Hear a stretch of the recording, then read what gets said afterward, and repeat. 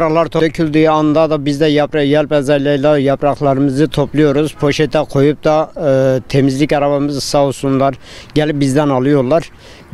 Komplesi geri dönüşüm alanına döktürüp de bırakıyorlar. İlkbaharın zaten farklı bir olaylar işlem yapılıyor. Yaz olunca, yaz aylarında şimdi otların sulanmasıdır.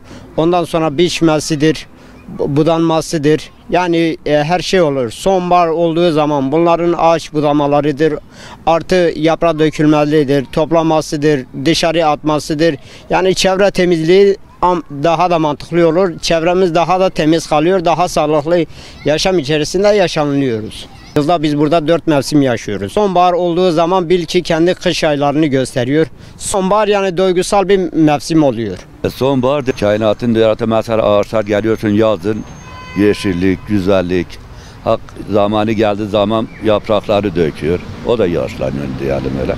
İnsanlar da öyledir. İnsan da yaşlanıyor aynı şekilde. Sonbahar aslında güzel bir şeydir. İlkbaharı yaşıyoruz, sonbaharı yaşıyoruz. Vallahi 10 numara mükemmel bir şeydir. Bak şu yapraklara, şuralara baksana. Sonbaharda Allah'ın renk sanatını görüyoruz bak.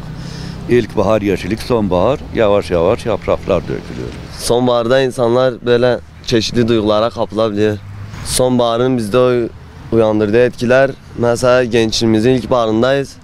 Bu her zamanki gibi bir yaz olacak.